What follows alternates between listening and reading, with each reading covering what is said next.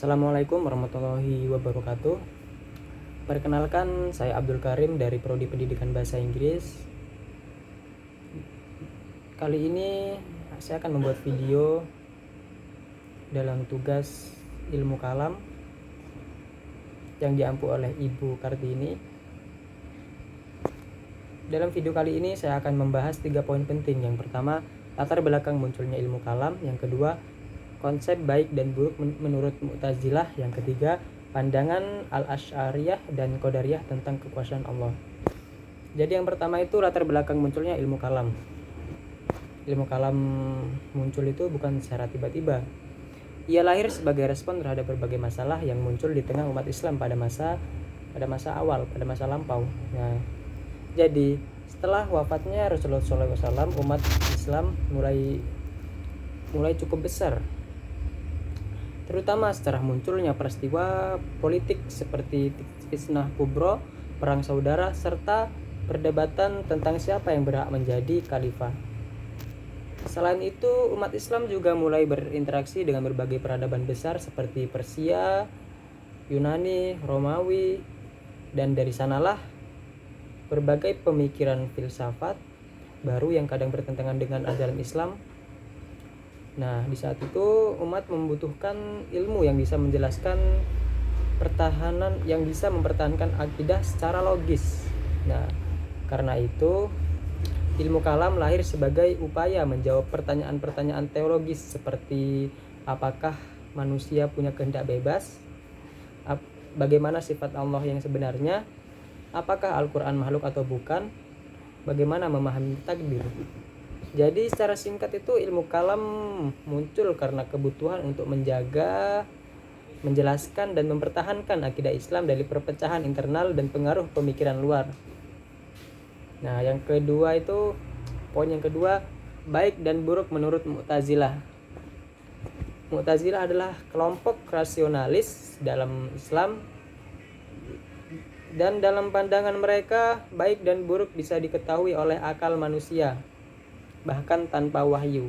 Nah, menurut Mu'tazilah, suatu perbuatan itu baik bukan karena Allah yang memerintah itu memang secara zatnya baik. Nah, begitu juga perbuatan buruk. Ya buruk karena memang hakikatnya buruk dan akal bisa mengetahuinya.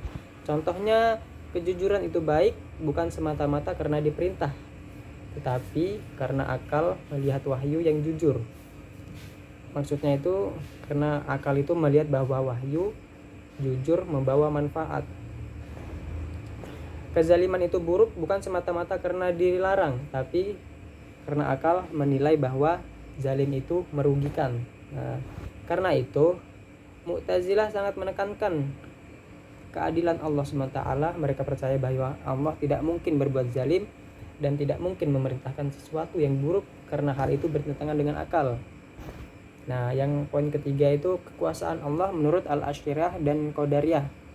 Sekarang kita masuk ke perbedaan pendapat tentang kekuasaan Allah dan peran manusia. Nah, jadi menurut Al-Asy'ariyah itu menekankan kekuasaan Allah itu secara mutlak. Menurut mereka itu semua perbuatan manusia pada hakikatnya itu diciptakan oleh Allah SWT. Manusia hanya mengusahakan ataukah bukan menciptakan perbuatannya sendiri.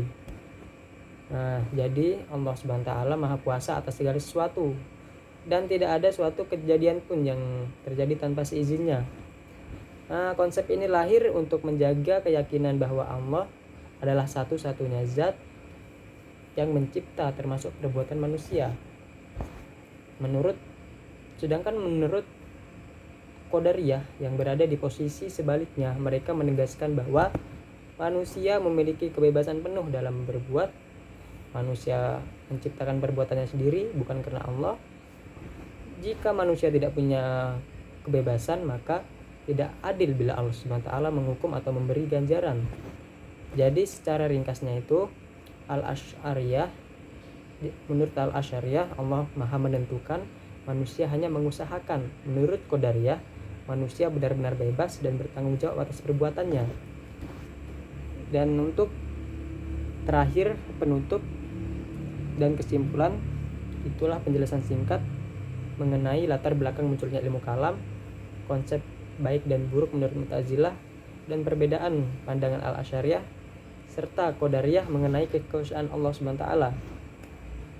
Dan semoga penjelasan ini dapat membantu kita memahami lebih dalam dinamika pemikiran dalam teologi Islam. Sekian dari saya, Abdul Karim. Wassalamualaikum warahmatullahi wabarakatuh.